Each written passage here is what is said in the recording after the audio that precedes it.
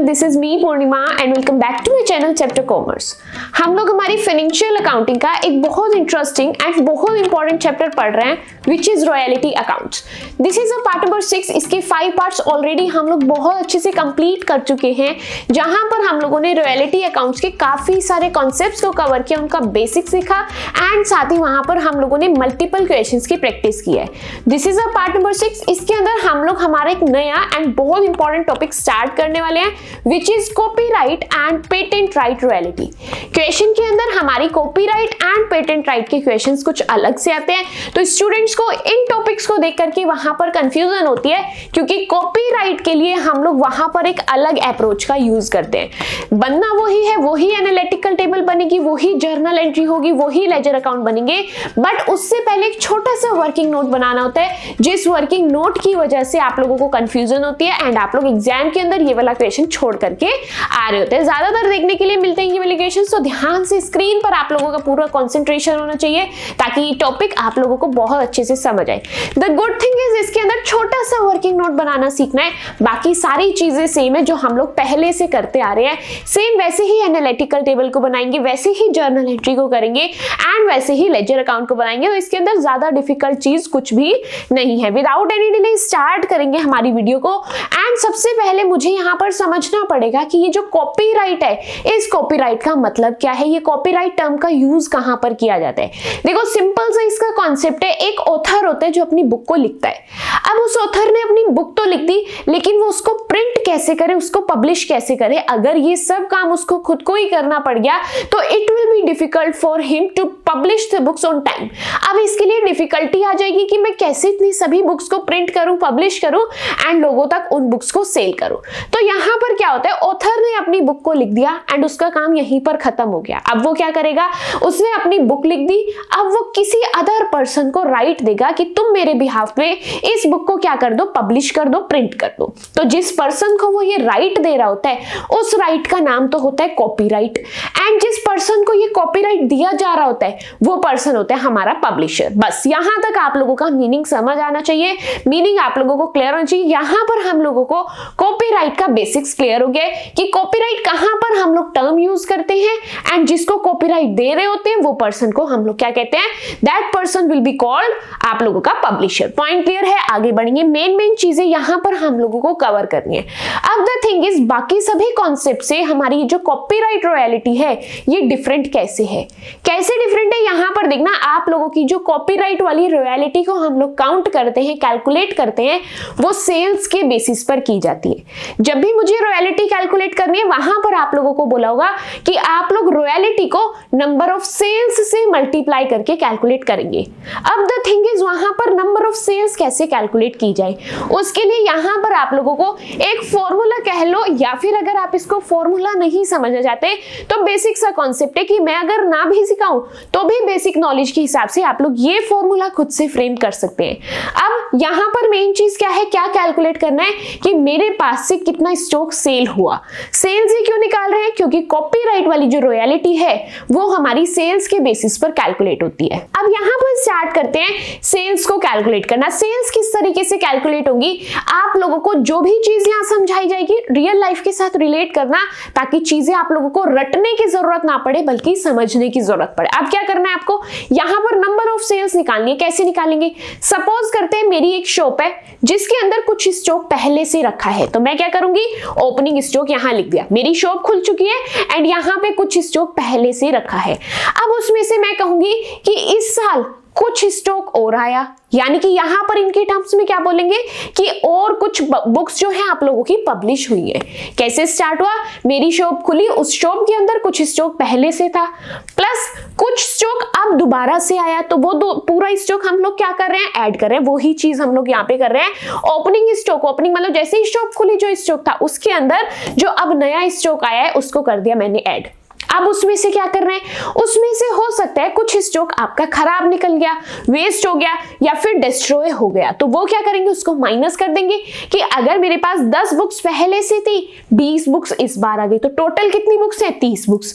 अब इन 30 बुक्स में से 2 बुक्स मेरी क्या हो चुकी हैं, डिस्ट्रॉय हो चुकी है, तो अब 30 में से 2 डिस्ट्रॉय होगी, क्या बोलोगे कितनी बुक्स हैं, 28 बुक्स हैं। अब 28 बुक्स में से 8 बुक्स मैंने सैंपल के तौर पर दे दी, क्या सैंपल पर दी गई बुक्स आपकी सेल से, नहीं, तो यानी कि वो भी मैं यहां पर माइनस कर रही हूं क्योंकि वो मेरा सैंपल है ना कि सेल्स। चलो उसको भी मैंने माइनस कर दिया, कितनी बुक्स रहती है, 20 बुक्स अभी भी आप लोगों के पास है। अब उन 20 बुक्स में से क्या हो सकता है, कुछ बुक्स आपकी पड़ी खराब हो गई जो अब सेल ही नहीं हो सकती हैं, तो जो सेल ही नहीं हो सकती है उसको भी मैं माइनस कर दूंगी।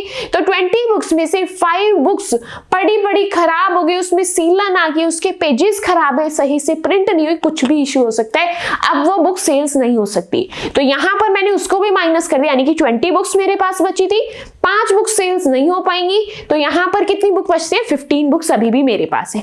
उसके बाद लास्ट चीज क्या है, आप लोगों के पास 15 बुक्स थी, लेकिन साल के आखिर में आकर आप देखते हो कि मेरे पास तो सिर्फ 5 ही बुक्स बची हैं, तो ये क्या हुआ, आप लोगों ने क्या देखा, 5 ही बुक्स बची हैं, यानी कि आपके पास क्लोजिंग स्टॉक कितना पड़ा था, 5। इसको भी आप माइनस कर दोगे तो आपको पता चल जाएगा कि मेरे पास 5 ही बुक्स क्यों बची हैं, क्योंकि बाकी सभी बुक्स सेल हो गई। इसी तरीके से माइनस करने के बाद आप लोगों के पास सेल्स की क्वांटिटी आ रही होगी कि कितनी बुक्स आप लोगों ने यहाँ पर सेल की। अब जल्दी से स्क्रीन पर देखेंगे, अब मुझे बताएंगे क्या ये फॉर्मूला आप लोगों को रटने की जरूरत है, नहीं, आप लोगों के क्वेश्चन के हिसाब से आप लोगों का फॉर्मूला आप लोग खुद से फ्रेम कर सकते हैं। फॉर्मूला क्या है, ओपनिंग स्टॉक में जितनी नई बुक्स पब्लिश हुई है उसको ऐड करेंगे, किसी भी रीजन से आपकी कोई बुक खराब हो गई है, डिस्ट्रॉय हो गई है, यहां पर हर एक चीज लिखी है, अगर आपने उसको स्पेसिमेन के तौर पर, सैंपल के तौर पर डिस्ट्रीब्यूट कर दिया है, डिस्ट्रॉय हो गई है या वो अनसेलेबल है, तो ये सभी चीजें माइनस कर देंगे एंड एट द एंड अपने क्लोजिंग स्टॉक को जब माइनस कर देंगे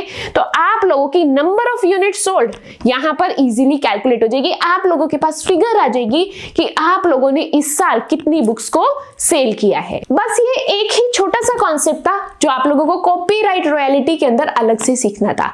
जैसे ही ये वाला वर्किंग नोट बन जाएगा, बाकी सारा क्वेश्चन आप लोगों का पहले की तरह ही होता चला जाएगा, जैसे कॉन्सेप्ट हम लोगों ने पहले पीछे के अंदर पढ़े हुए हैं। अब नेक्स्ट चीज हम लोगों को यहाँ क्या देखनी है कि हम लोग कॉन्फिडेंट कब होंगे, हम कॉन्फिडेंट तब होंगे जब हम इस कॉन्सेप्ट को प्रैक्टिकली इंप्लीमेंट कर चुके होंगे।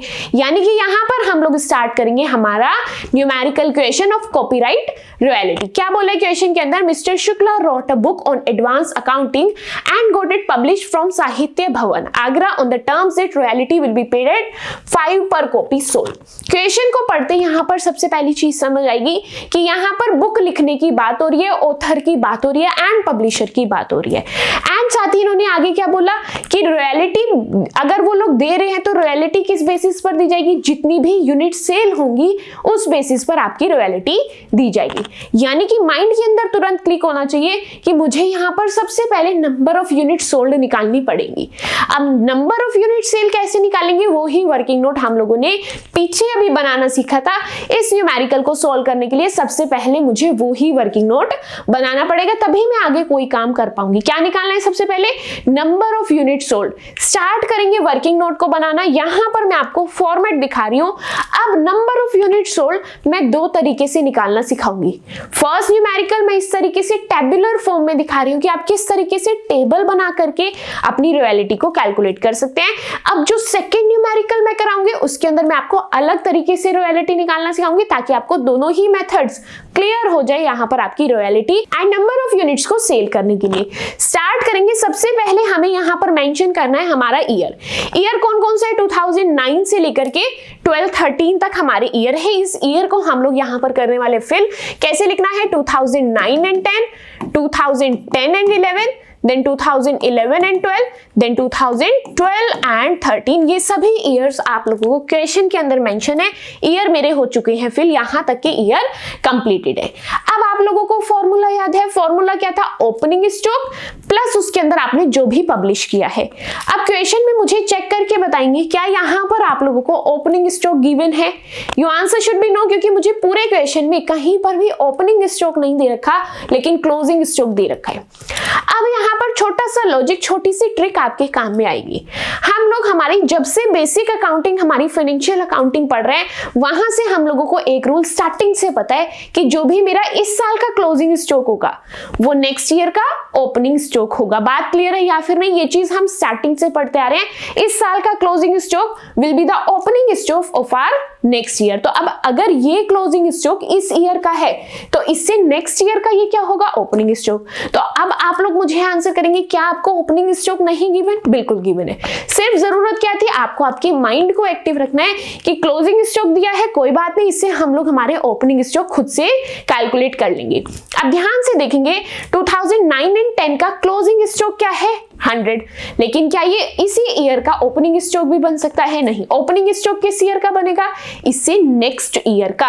तो मेरे साथ साथ चल करके इसको फिल करेंगे कि नेक्स्ट ईयर का ओपनिंग स्टॉक है, इस ईयर का नहीं, नेक्स्ट ईयर का। नेक्स्ट ईयर कौन सा है मेरा? 2010 एंड 11। कितना स्टॉक है आपका ओपनिंग? 100 यूनिट्स। पॉइंट क्लियर है? आगे बढ़ेंगे।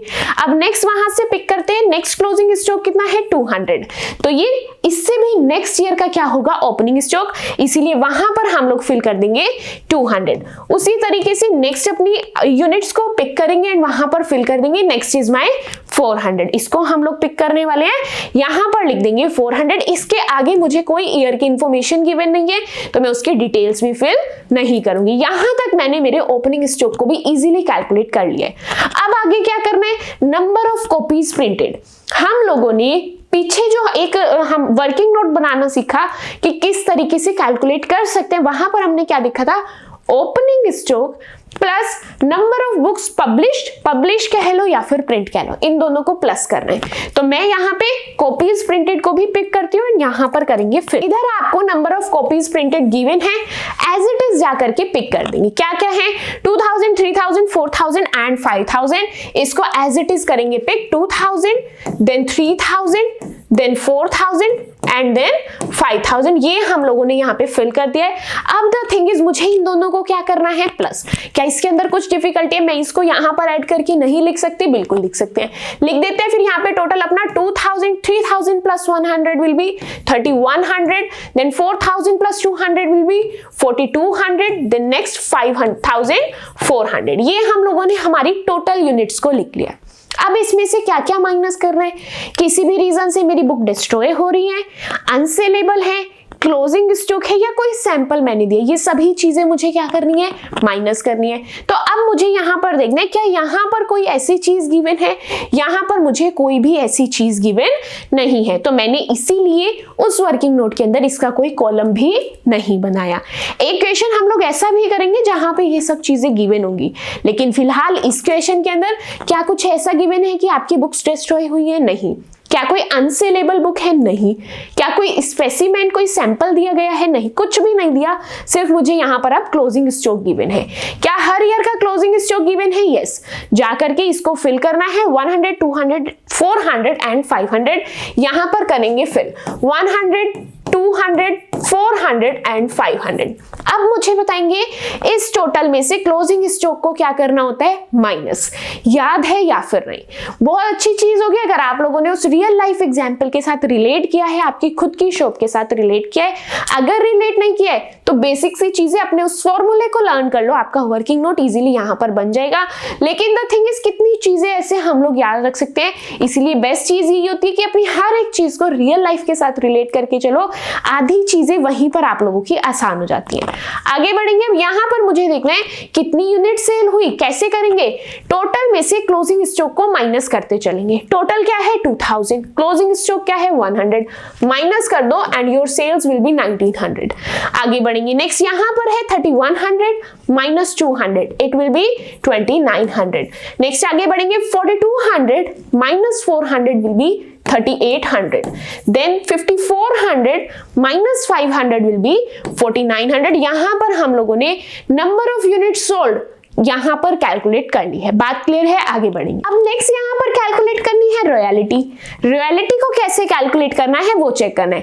अब सबसे पहले माइंड के अंदर कंफ्यूजन हो सकता है कि मैं मेरा फॉर्मेट कैसे रेडी करूं। तो इजी सी चीज है, जो जो चीजें यहाँ पर गिवन है उसका कॉलम बनाते चले जाओ। ओपनिंग स्टॉक से स्टार्ट करो, नंबर प्रिंटेड की उसको कॉलम बनाओ, ऐड कर दो, उसमें से अपने क्लोजिंग स्टॉक को माइनस कर दो, आपकी सेल्स आ गई।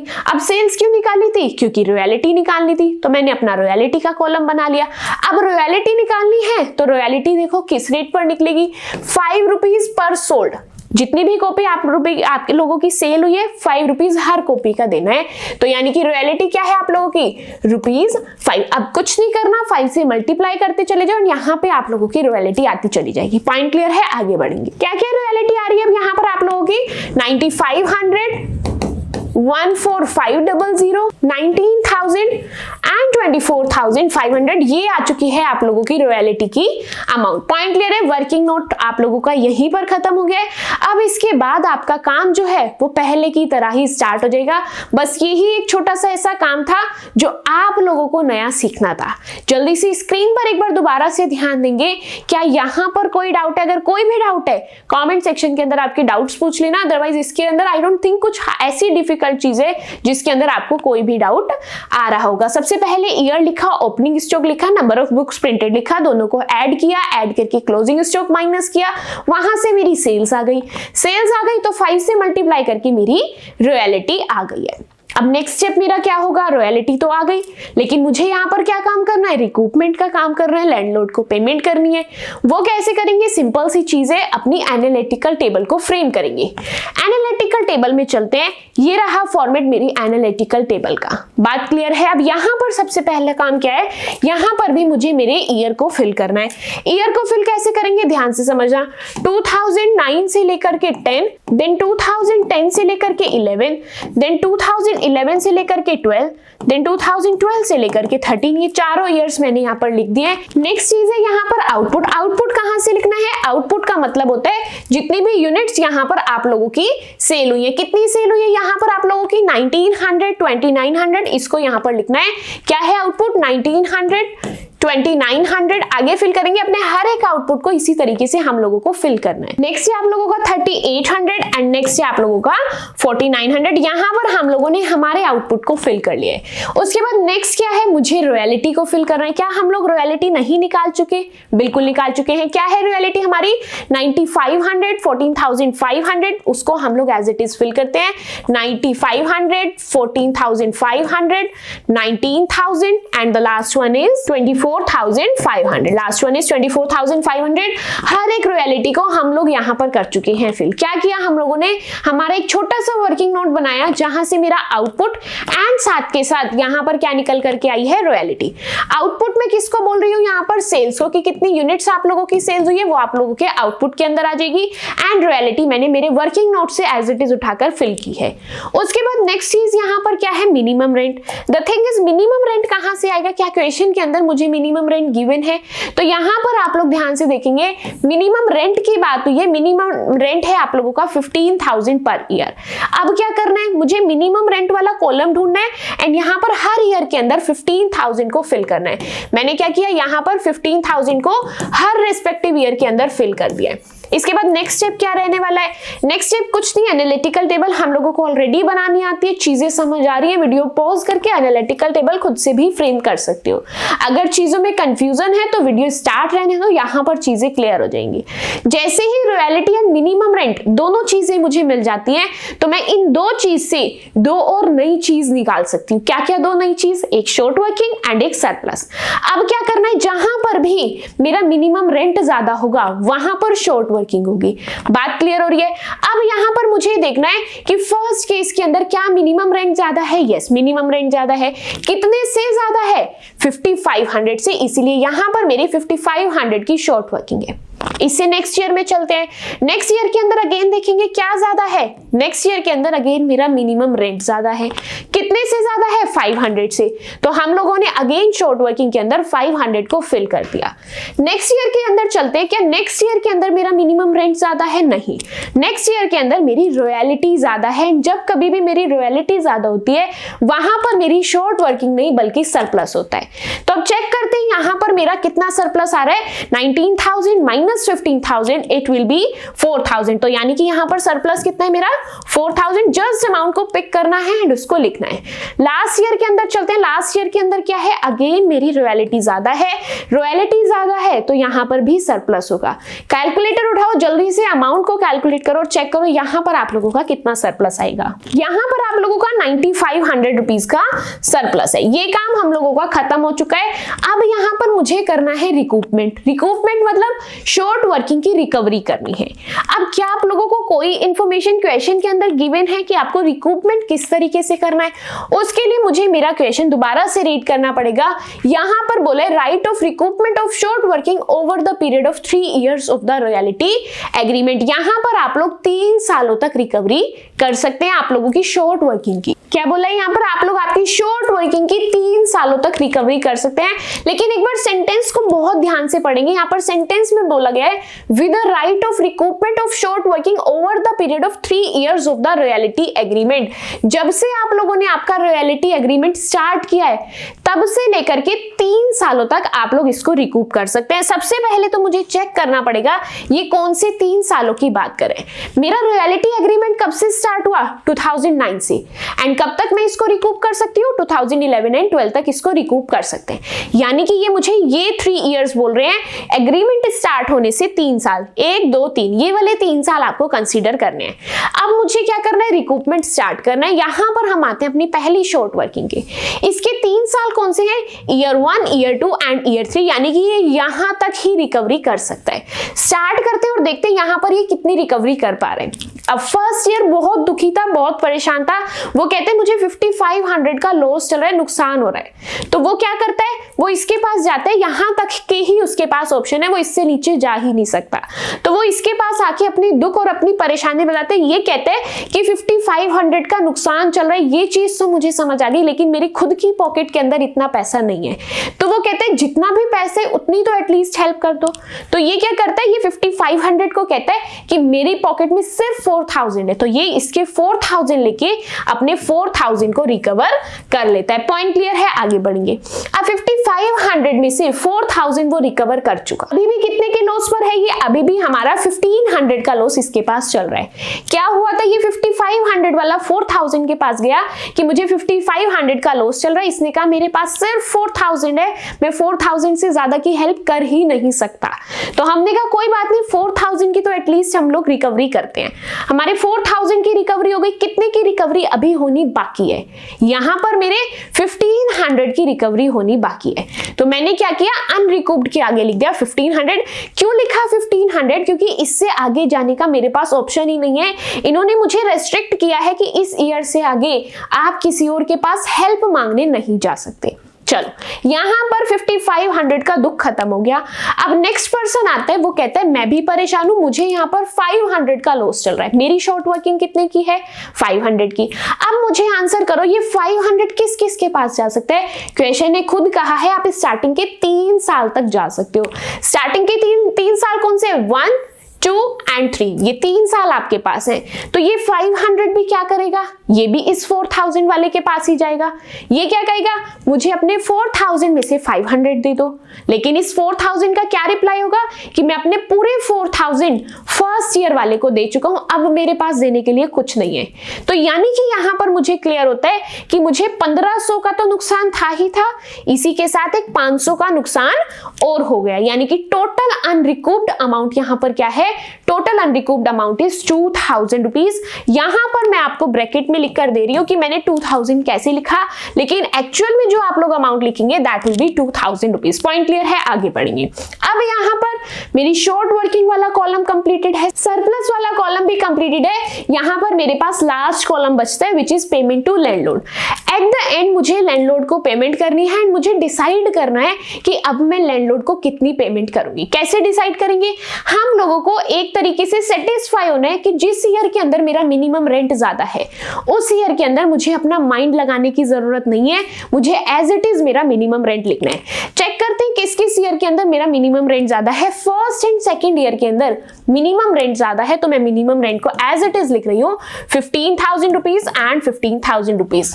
आ जाते हैं हमारे थर्ड ईयर के ऊपर। थर्ड ईयर के अंदर मेरा मिनिमम रेंट ज्यादा नहीं है। अगर मिनिमम रेंट ज्यादा नहीं है यानी कि मुझे अपना माइंड यूज करना पड़ेगा। कैसे? मैंने आप लोगों को पार्ट नंबर 3 के अंदर एक बहुत अच्छी शॉर्ट ट्रिक दी थी कि यहाँ पर जब भी आपको रॉयल्टी ज्यादा होती है तो हम लोग कैसे डिसाइड करते हैं कि लैंडलॉर्ड को कितना पे करें। हम लोगों को रॉयल्टी माइनस रिकूपमेंट करना होता है। रॉयल्टी कितनी है? 19,000। रिकूपमेंट यहाँ पर कितना है आप लोगों का? 4,000। तो आपको कुछ नहीं करना, 19,000 में से 4,000 को माइनस कर दो, जो भी अमाउंट आएगी वो आप लोगों को लैंडलॉर्ड वाले कॉलम के अंदर फिल करनी है। बात क्लियर हो रही है? अब आगे बढ़ते हैं। नेक्स्ट है यहाँ पर आप लोगों की रॉयल्टी है 24,500 which is higher than minimum rent. अब मिनिमम रेंट से ज्यादा है तो मुझे वही शॉर्ट ट्रिक लगानी पड़ेगी। कौन सी? जहां पर मुझे रॉयल्टी में से रिकूपमेंट को माइनस करना होता है। अब चेक करेंगे क्या इस ईयर के अंदर कुछ भी रिकूपमेंट है? नहीं, यहां पर कोई रिकूपमेंट नहीं है तो मैं एज इट इज इस अमाउंट को कर दूंगी फिर 24,500। पॉइंट क्लियर हो रहा है? इसी की तरीके से हम लोगों को हमारी हर कॉपीराइट रॉयल्टी वाले क्वेश्चन के अंदर अपनी एनालिटिकल टेबल सेम ही तरीके से फ्रेम करनी है। बस चेंज क्या है? एक छोटा सा वर्किंग नोट, जिस वर्किंग नोट के अंदर हम लोग नंबर ऑफ यूनिट सोल्ड को कैलकुलेट करते हैं। अब यहाँ पर एक छोटा सा चेंज करना है। हम लोग कॉपीराइट रॉयल्टी की बात कर रहे हैं तो यहाँ पर पेमेंट लिखेंगे, खाली पेमेंट टू लैंडलॉर्ड नहीं लिखेंगे, क्योंकि कॉपीराइट रॉयल्टी के अंदर हमारा लैंडलॉर्ड नहीं होता, वहां पर ऑथर एंड पब्लिशर के बीच में डीलिंग चल रही होती है। पॉइंट क्लियर है? So this was your question number 1, जहां से हम लोगों ने कॉपीराइट रॉयल्टी को सीखा, किस तरीके से वर्किंग नोट बना करके हम लोग नंबर ऑफ यूनिट सोल्ड को कैलकुलेट करते हैं, कैलकुलेट करने के बाद रॉयल्टी निकालते हैं, उसके बाद किस तरीके से अपनी एनालिटिकल टेबल पर आते हैं। ये चीजें हम लोग सीख चुके हैं। अब इसके आगे का काम सेम वैसा ही है जैसे हम लोग करते आए हैं। कैसे करना है? अगर मुझे जर्नल एंट्री करनी है, मैं पहले जर्नल एंट्री कैसे स्टार्ट करती थी? Royalty account debit, short working account debit to landlord. अब यहाँ पर लैंडलॉर्ड की जगह आपको पार्टी का नाम गिवन होगा, आप नाम यूज कर सकते हैं। नेम पी गिवन है तो पी लिख लो, क्यू गिवन है तो क्यू लिख लो। इस तरीके से आप लोग आपकी एंट्रीज को कंप्लीट कर सकते हैं। फर्स्ट क्वेश्चन आप लोगों का कंप्लीट होता है, फर्स्ट पैटर्न आप लोगों का यहाँ पर खत्म होता है। आगे बढ़ते हैं, नेक्स्ट कॉपीराइट रॉयल्टी की एक और क्वेश्चन की बात करते हैं। स्क्रीन पर क्वेश्चन आप लोगों को दिख रहा है। इस क्वेश्चन के अंदर क्या बोला है? Doctor Lalan wrote a book on statistics and give its rights of publication to Ratan Prakashan on 1st January 2009 at a royalty of 10% on printed price of the books। यहाँ पर आप लोगों को इन्हीं के सेंटेंस को पढ़ के अपना सॉल्यूशन निकालना है। ये अपने क्वेश्चन के अंदर ही आप लोगों को खुद से बताते हैं कि आपको सॉल्यूशन कैसे करना है। ये क्वेश्चन भी आप लोगों का कॉपीराइट रॉयल्टी का है, क्योंकि यहाँ पर भी ऑथर एंड पब्लिशर की बात हो रही है। यहाँ पर जो डॉक्टर लालन है वो एक बुक लिख रहे हैं अपनी स्टैटिस्टिक्स की, एंड उसका राइट दे रहे हैं, उसको पब्लिश करने का राइट किसको दे रहे हैं? रतन प्रकाशन को दे रहे हैं। डेट यहाँ पर गिवन है 1 जनवरी 2009 एंड रॉयल्टी के बारे में इन्होंने कहा जो भी आपका प्रिंटेड प्राइस होगा उसकी 10% आप लोग हमसे रॉयल्टी चार्ज कर लेना। उसके बाद प्रिंटेड प्राइस इज 50 पर बुक। अब प्रिंटेड प्राइस कैसे कैलकुलेट करें वो भी इन्होंने सॉल्व करके दे दिया कि जो भी आप लोग नंबर ऑफ यूनिट्स निकालोगे उस नंबर ऑफ यूनिट्स की 50 से मल्टीप्लाई कर देना, वो आपका प्रिंटेड प्राइस आ जाएगा। जो भी प्रिंटेड प्राइस आ जाएगा उसका 10% लगाते चले जाना, रॉयल्टी आ जाएगी। हर एक आंसर आपके क्वेश्चन का इन्होंने खुद अपने क्वेश्चन के अंदर बोल करके दिया है।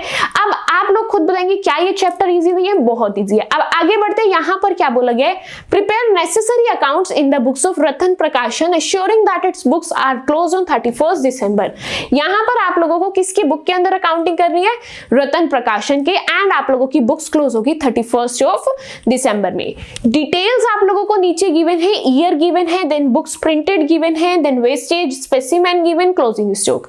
यानी कि यहाँ पर आप लोगों का क्वेश्चन थोड़ा सा इलैबोरेट हुआ है, सेम उसी तरीके से जैसे आप लोगों को फॉर्मूला सिखाया था। क्या फॉर्मूला था, ओपनिंग स्टॉक प्लस प्रिंटेड यानी कि बुक्स जितनी भी पब्लिश हुई हैं माइनस कोई वेस्टेज हुआ है, कोई डिस्ट्रॉय हुआ है, कोई अनसेलेबल गुड्स है, या फिर कोई स्पेसिमेन गिवन है, या फिर कोई क्लोजिंग स्टॉक है, इन सभी चीजों को किया था वहां पर माइनस। अब स्टार्ट करेंगे यहाँ पर आप लोगों को अब वर्टिकली कैसे वर्किंग नोट बनाया जाता है, टेबुलर फॉर्म को छोड़ करके वो पैटर्न यहाँ पर सिखाने वाली हूँ। जो भी पैटर्न आपको समझ आए, क्वेश्चन नंबर 1 का समझ आ रहा है तो यू कैन यूज दैट, अगर ये वाला समझ आ रहा है तो आप लोग ये वाला भी यूज कर सकते हैं। सबसे पहले स्टार्ट करेंगे यहाँ पर ईयर 2009 से। कब से स्टार्ट करना है, 2009 से। आप लोग आंसर करेंगे हम लोगों ने हमारा फॉर्मूला कहां से स्टार्ट किया था। फॉर्मूला मेरा स्टार्ट हुआ था ओपनिंग स्टॉक से। क्या आपको क्वेश्चन के अंदर फर्स्ट ईयर का कोई भी ओपनिंग स्टॉक गिवन है, वापस से क्वेश्चन में चलेंगे एंड चेक करना है क्या मुझे यहाँ पर कोई भी ओपनिंग स्टॉक गिवन है। नहीं, ओपनिंग नहीं लेकिन क्लोजिंग स्टॉक गिवन है। फर्स्ट ईयर का क्या आप लोग ओपनिंग स्टॉक क्रिएट कर सकते हैं? नहीं। क्यों? क्योंकि फर्स्ट ईयर का अगर क्लोजिंग स्टॉक गिवन भी है तो भी मैं इसको इस ईयर का ओपनिंग नहीं बना सकती, इस क्लोजिंग स्टॉक को मैं नेक्स्ट ईयर का ओपनिंग बना सकती हूँ। यानी कि फर्स्ट ईयर की बात यहाँ पर क्लियर है, फर्स्ट ईयर के अंदर मेरे पास कोई भी ओपनिंग स्टॉक नहीं है, इसीलिए मैंने यहाँ पर क्या लगा दिया, डैश। नेक्स्ट क्या होता था मेरे फॉर्मूले के अंदर, यहां पर मैं ऐड करती थी नंबर ऑफ बुक्स पब्लिश। क्या ऐड करती थी, नंबर ऑफ बुक्स पब्लिश। तो मैंने यहां पर लिख दिया नंबर ऑफ बुक्स पब्लिश्ड। यहां पर नोट डाउन करेंगे, चलते हैं क्वेश्चन के अंदर एंड चेक करते हैं इस ईयर के अंदर कितनी बुक्स पब्लिश हुई है। यहां पर आप लोगों की 3000 बुक्स पब्लिश हुई है। तो अब क्या करना है, जाकर के इसको एज इट इज फिल करना है। नंबर ऑफ बुक्स पब्लिश कितनी है, 3000, कर दिया एज इट इज फिल। अब इसके बाद क्या करना है, अपने फॉर्मूले को मेमोराइज करना है, वहीं पर चलना है एंड अपनी चीजों को पिक करके अपने फॉर्मूले के अंदर लिखना है। अब हम लोग क्या करते थे, इसको एड ऑन करने के बाद कुछ चीजों को लेस करते थे। क्या चीजें लेस होती थी, लाइक वेस्टेज। वेस्टेज को हमें क्या करना होता है, माइनस। तो अब मैं क्या करूंगी, यहां पर जाएंगे एंड लिखेंगे लेस। किसको लेस करना है, वेस्टेज को। वेस्टेज कितनी है मेरी, 100, तो 100 को कर दिया यहां पर माइनस। वापस चलते हैं क्वेश्चन के अंदर। इस ईयर की और क्या इंफॉर्मेशन गिवन है, ये मैं ले चुकी हूं। उसके बाद इन्होंने क्या दिया, स्पेसिमेन यानी कि सैंपल दे दिया। कितना दिया है, 100। तो अब चलते हैं यहां पर 100 को दोबारा से माइनस करते हैं। अब ये 100 किस चीज का माइनस किया है, ध्यान से देखना। यहां पर मैं लिख रही हूं लेस स्पेसिमेन, हम लोगों ने यहां पर स्पेसिमेन दी है इसीलिए माइनस कर रहे हैं। नेक्स्ट उसके बाद आगे बढ़ेंगे, यहां पर कंप्लीट करते हैं, ये क्या है, स्पेसिमेन। नेक्स्ट आगे बढ़ते हैं, चेक करते हैं नेक्स्ट मुझे यहां पर क्या चीज गिवन है। स्पेसिमेन के बाद मुझे क्लोजिंग स्टॉक गिवन है। क्लोजिंग स्टॉक को भी हम लोग क्या करते हैं, माइनस। एंड क्लोजिंग स्टॉक कितना गिवन है यहाँ पर आप लोगों को, क्लोजिंग स्टॉक इज 300 यूनिट्स। तो जाकर के वहां पर 300 को भी माइनस कर देंगे। यहां पर क्या करना है, 300 को लेस करना है एंड लिखना कैसे है, लेस क्लोजिंग स्टॉक। क्या करना है, लेस क्लोजिंग स्टॉक। अब आप लोग बताएंगे क्या यहां पर आप लोग इजीली कैलकुलेट कर सकते हैं नंबर ऑफ कॉपीज सोल्ड की। कैसे कैलकुलेट करनी है, ध्यान से समझना। यहां पर 3000 minus 100 will be 2900, then 2900 minus 100 2800, then 2800 minus 300 will be 2500। यानी कि फर्स्ट ईयर के अंदर आप लोगों की कितनी यूनिट सोल्ड है, यहां पर आप लोगों की 2500 यूनिट्स सोल्ड है। अब क्या करना है, सेम ही चीज मुझे हर ईयर के लिए फॉलो करनी है। नेक्स्ट ईयर यहां पर मेरा कौन सा होगा, नेक्स्ट ईयर विल बी 2010। कौन सा होगा नेक्स्ट ईयर मेरा, next year will be 2010। Start करते हैं। मेरा फॉर्मूला कहां से स्टार्ट होता है, ओपनिंग स्टॉक से। तो मुझे क्या करना है, यहां पर ओपनिंग स्टॉक लिखना है। क्या करना है, यहां पर ओपनिंग स्टॉक लिखना है। अब द थिंग इज, यहां पर मुझे ओपनिंग स्टॉक तो गिवन ही नहीं है, लेकिन यहां पर आप लोगों के नोटिस करने वाली चीज क्या है, अगर इस ईयर में आपको क्लोजिंग स्टॉक गिवन है तो इसका नेक्स्ट ईयर जो होगा वो इसका ओपनिंग स्टॉक होगा। कैसे, यहां पर ध्यान से समझना। अगर फर्स्ट ईयर के अंदर आपका क्लोजिंग स्टॉक 300 है तो ये 300 आपका नेक्स्ट ईयर का ओपनिंग स्टॉक होगा। अगर मैं कह रही हूं इस साल के अंदर आपके पास 300 है तो नेक्स्ट ईयर के अंदर 300 क्या है, क्लोजिंग स्टॉक है। तो शटर क्लोज होते ही जब खुलेगा उसके अंदर 300 ही रहेंगे या इसमें ऐड या लेस हो जाएंगे। अगर शटर बंद करते टाइम आपका 300 है तो तो खोलते टाइम भी 300 ही होगा, क्योंकि बंद शटर के अंदर आप लोगों का स्टॉक इधर उधर नहीं होगा। तो अब अगर इस ईयर का क्लोजिंग स्टॉक 300 है तो मैं इस ईयर पर हूं, तो इस ईयर का ओपनिंग स्टॉक क्या होगा 300। तो जाकर के इसको एज इट इज फिल करना है। ओपनिंग स्टॉक यहां पर मेरे पास है 300 का। अब इसके अंदर मुझे क्या ऐड करना होता है, नंबर ऑफ यूनिट्स पब्लिश्ड। तो मैं अब यहां पर पूरा ना लिख करके फर्स्ट ईयर का मैंने आपको पूरे अच्छे तरीके से लिख करके दिखा दिया है कि आप लोगों को लिखना कैसे। अब मैं यहां पर शॉर्ट फॉर्म में लिखूंगी, यहां पर बस मैं लिख रही हूं पब्लिश्ड। यहां पर इन्होंने कितनी पब्लिश की है बुक्स, यहां पर इन्होंने आप लोगों की 5000 यूनिट्स को प्रिंट किया है। तो मुझे क्या करना है, 5000 को एज इट इज यहां पर आकर के लिखना है। कितनी हो गई टोटल यूनिट्स आप लोगों की 5300। अब करना है इसमें से लेस। क्या क्या चीजें लेस करनी है, एक वेस्टेज है, देन एक आप लोगों की स्पेसिमेन है, एंड देन आप लोगों का क्लोजिंग स्टॉक है। तीनों ही चीजों की यूनिट्स को पिक करेंगे एंड यहां पर लिखेंगे it will be 200, 200 and 400। As it is इसको लिखना है 200, 200 एंड 400। यहां पर नोट डाउन करते जाओ एंड अपनी यूनिट्स को कैलकुलेट करते जाओ, माइनस करो एंड यहां पर फाइनल अमाउंट बताओ कि आप लोगों की नंबर ऑफ यूनिट सोल्ड कितनी है। नंबर ऑफ यूनिट सोल्ड है यहां पर आप लोगों की 4500। 2 ईयर की कैलकुलेशन मैंने आपको करके दी है, रिमेनिंग 2 ईयर्स की कैलकुलेशन आप लोग खुद से करेंगे एंड आप लोगों की अमाउंट बताएंगे कि नंबर ऑफ यूनिट सोल्ड कितनी है। मैं यहां पर ईयर के साथ साथ आप लोगों की final number of unit sold लिख देती हूँ ताकि आप लोग क्रॉस चेक कर पाओ। It will B 5400 and 6000। क्या होगी आप लोगों की फाइनल अमाउंट 5400 एंड 6000। यहां पर आप लोग इजीली आपकी नंबर ऑफ यूनिट सोल्ड को कैलकुलेट कर पाएंगे। अब नेक्स्ट स्टेप क्या होगा, क्वेश्चन ने खुद से बोला था कि जो भी आपकी नंबर ऑफ यूनिट्स हैं इसकी आपको मल्टीप्लाई करनी है प्रिंटेड प्राइस से। क्या करना है, मल्टीप्लाई करनी है प्रिंटेड प्राइस से। But the thing is printed price मेरा क्या है, क्वेश्चन ने क्या बोला, प्रिंटेड प्राइस है आप लोगों का 50 रुपीज। तो अब क्या करना है, नथिंग एल्स, आप लोगों को यहां पर बस मल्टीप्लाई करनी है किससे, 50 से। 50 से मल्टीप्लाई करते चले जाओ, आप लोगों के आंसर्स आते चले जाएंगे। यहां पर आप लोगों का आंसर आएगा 1,25,000। नेक्स्ट आप लोगों का होगा 2,25,000, यहां पर लिखते हैं। नेक्स्ट क्या होगा आप लोगों का 2,25,000 एज इट इज लिख देंगे 2,25,000। Next will be 2,70,000। नेक्स्ट क्या होगा आप लोगों का 2,70,000 and next and last will be 3 lakh. Last क्या होगा यहाँ पर आप लोगों का 3 लाख। अपनी अमाउंट को यहाँ पर कर देंगे फिल। लास्ट वन है आप लोगों का यहाँ पर 3 लाख। अब इतना काम करने के बाद नेक्स्ट काम क्या है, हम लोगों को एक्चुअल में एट द एंड क्या कैलकुलेट करनी है, रॉयल्टी। एट द एंड क्या कैलकुलेट करनी है, रॉयल्टी। एंड रॉयल्टी के बारे में इन्होंने क्या बोला, रॉयल्टी आपको जो भी आपका ये प्राइस निकला है इसका 10% निकालना है। क्या करना है, इसका 10% निकालना है। तो अब कुछ नहीं करना है, इसका 10% निकालते चलेंगे एंड अपनी रॉयल्टी को कैलकुलेट करेंगे। अब चेक करेंगे यहां पर अगर 1,25,000 का 10% कैलकुलेट करना है तो इट विल बी 12500। देन उसके बाद अगर हम लोगों को 2,25,000 का 10% कैलकुलेट करना है तो इट विल बी 22500। देन 2,70,000 का 10% will be 27,000 and the last one will be 30,000। यहां पर मेरी रॉयल्टी कैलकुलेट हो चुकी है। अब इसके नेक्स्ट कुछ नहीं करना, अपनी एनालिटिकल टेबल को प्रिपेयर करना है। एनालिटिकल टेबल में मुझे क्या चाहिए, यहां पर मुझे आउटपुट चाहिए। आउटपुट क्या है, नंबर ऑफ यूनिट्स सोल्ड। ये आप लोगों की आउटपुट की यूनिट्स है। तो अब क्या करना है, 2500 4500 आउटपुट में लिखना है। क्या करना है, आप लोगों की एनालिटिकल टेबल के आउटपुट वाले कॉलम में आप लोगों को इस यूनिट को लिखना है which is 2500, 4500, 5400 and 6000। Then royalty वाले कॉलम में अपनी रॉयल्टी यहां से पिक कर लो।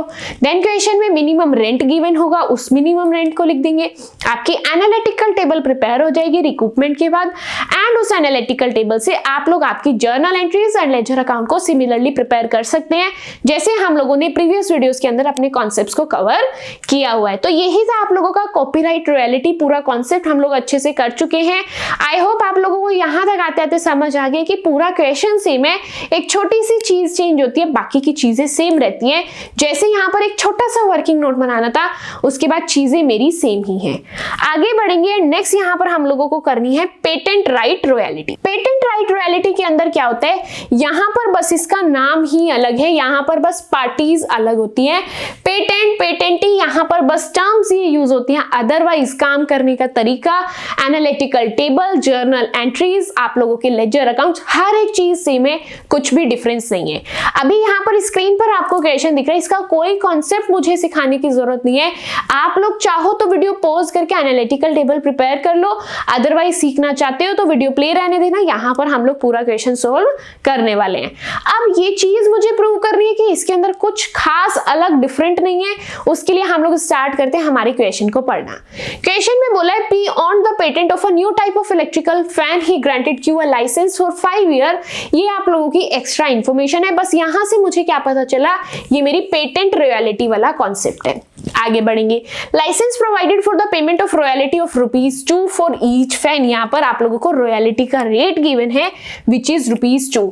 तो मैंने क्या किया, यहाँ पर लिख लिया ₹2 is the rate of my royalty. Question में आगे बढ़ेंगे एंड अपनी इंफॉर्मेशन को फिल करते हैं।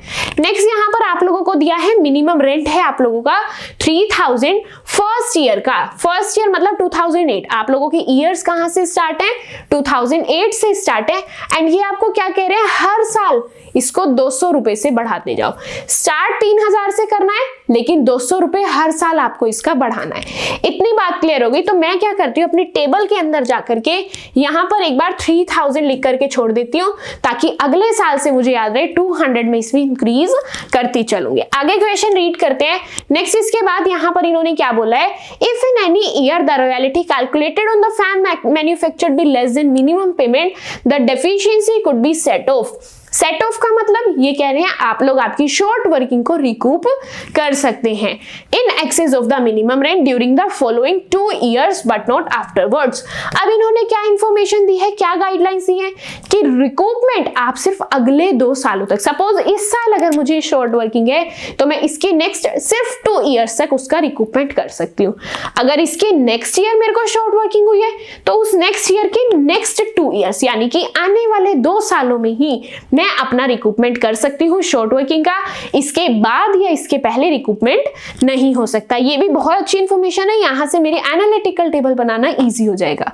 उसके बाद यहाँ पर मुझे 5 साल गिवन है 2008 से 2012 तक एंड उनका आउटपुट गिवन है। तो सबसे पहले मैं यहाँ पर ईयर को मेंशन कर रही हूँ। क्या क्या ईयर है, 2008, 2009, 2010 and 2011 and the last one will be 2012। अब इनके रेस्पेक्टिव आउटपुट को फिल करना है। रेस्पेक्टिव आउटपुट क्या है यहाँ पर हमारा, 400, 300, 2700। क्या क्या है, 400, 300, 2700। बाकी चीजों को पिक करते हैं एंड एज इट इज इसके आउटपुट को लिखते हैं। नेक्स्ट है यहाँ पर आप लोगों का 1800 एंड 1600। 1800 एंड 1600 यहाँ पर करते हैं फिल 1800 एंड 1600। अब आप लोग आंसर करेंगे, क्या आप लोग रॉयल्टी काउंट नहीं कर सकते, कैलकुलेट नहीं कर सकते? बिल्कुल कर सकते हैं। क्यों? क्योंकि यहाँ पर सिर्फ मुझे 2 से मल्टीप्लाई करनी है। क्वेश्चन ने खुद कहा जो भी आपका आउटपुट है उसके उस आउटपुट की मल्टीप्लाई 2 से करते चले जाओ, आपकी रॉयल्टी काउंट होती चली जाएगी, कैलकुलेट होती चली जाएगी। अब क्या करना है, 400 की मल्टीप्लाई करते हैं 2 से, इट विल बिकम 800। देन 3 की मल्टीप्लाई करते हैं 2 से, इट विल बिकम 600। देन 2700 की मल्टीप्लाई करते हैं 2 से, it will become 5400। It will become 5400। Then 1800 की मल्टीप्लाई करो 2 से, it will become 3600।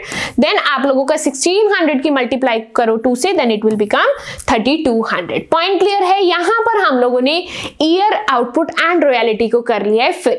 Royalty count करना, कैलकुलेट करना बिल्कुल डिफिकल्ट नहीं था, जस्ट आपको आउटपुट की मल्टीप्लाई 2 से करनी थी, आपकी रॉयल्टी कैलकुलेट होती चली जाएगी। अब नेक्स्ट है आप लोगों का मिनिमम रेंट। क्वेश्चन ने आपको कहा आपका फर्स्ट ईयर का मिनिमम रेंट 3000 है, बट उसके बाद आने वाले हर साल में आपको 200 रुपए बढ़ानी है। कैसे बढ़ाएंगे यहाँ पर देखना, 3000 में 200 प्लस करो 3200। अब नेक्स्ट ईयर में 200 प्लस करो, it will become 3400, then 3600, then 3800। यहां पर आप लोगों का मिनिमम रेंट काउंट हो चुका है, कैलकुलेट हो चुका है। अब क्या करना है, जब भी मेरे पास रॉयल्टी एंड मिनिमम रेंट दोनों चीजें हैं तो मैं इन 2 चीज से अपनी नेक्स्ट 2 चीज कैलकुलेट कर सकती हूँ। क्या क्या 2 चीजें, शॉर्ट वर्किंग एंड सरप्लस, दोनों को कैलकुलेट करते हैं एंड यहाँ पर अपनी अमाउंट को फिल करते हैं। फर्स्ट ईयर के अंदर मेरा मिनिमम रेंट ज्यादा है तो मेरी शॉर्ट वर्किंग होगी, 3000 minus 800 will be 2200। Next year में चलते हैं। नेक्स्ट ईयर अगेन मेरा मिनिमम रेंट ज्यादा है, कितना है 3200, 3200 minus 600 will be 2600। Again next year का आप लोगों की रॉयल्टी ज्यादा है, नेक्स्ट ईयर के अंदर आपका मिनिमम रेंट ज्यादा नहीं है, नेक्स्ट ईयर में आपकी रॉयल्टी ज्यादा है।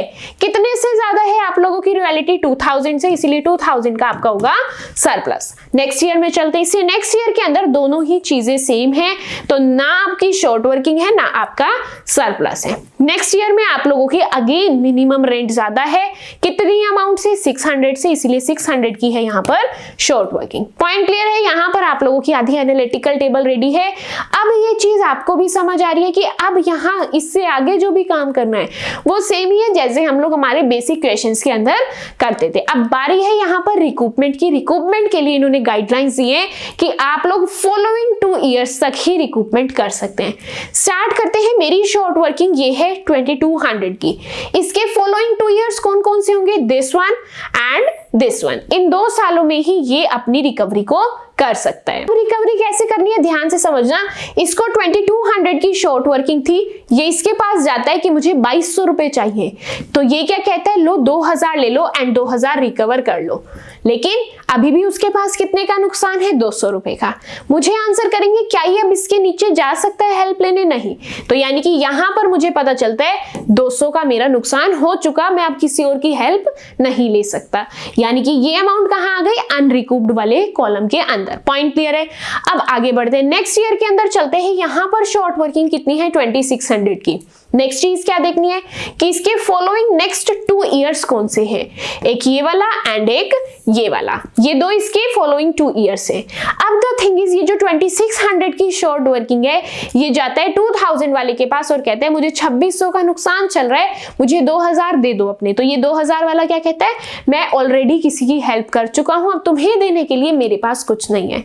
यानी कि मुझे यहां पर आकर पता चलता है कि ये जो 2600 का नुकसान है इसकी हेल्प करने वाला कोई नहीं है।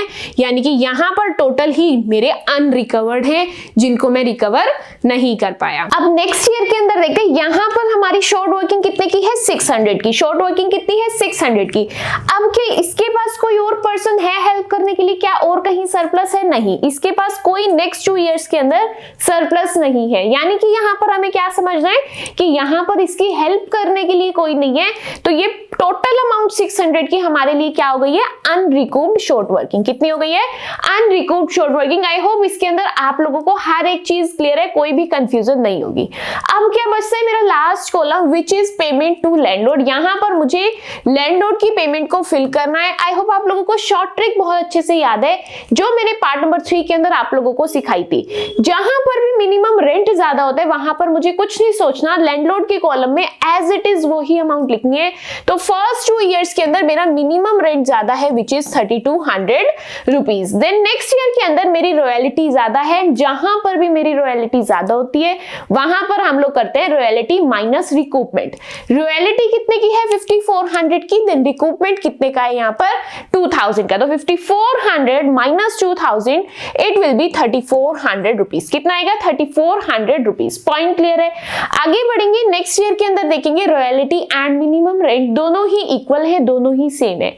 यानी कि यहाँ पर मुझे माइंड लगाने की जरूरत नहीं है, हम लोग फुल अमाउंट यानी कि 3600 ही हमारे लैंडलॉर्ड को पे कर देंगे। नेक्स्ट है यहाँ पर 3200 एंड 3800। क्या ज्यादा है, रॉयल्टी या फिर आपका मिनिमम रेंट? अगेन यहाँ पर मेरा मिनिमम रेंट ज्यादा है, दैट इज 3800, उसको हम लोगों ने एज इट इज लिख दिया है। इसी के साथ हम लोगों की एनालिटिकल टेबल यहाँ पर कंप्लीट होती है। आई होप यहाँ पर चीजें आप लोगों को क्लियर है। पेटेंट राइट रॉयल्टी के अंदर हर एक चीज आपकी सेम है, सिर्फ पार्टीज के नाम वहां पर अलग है।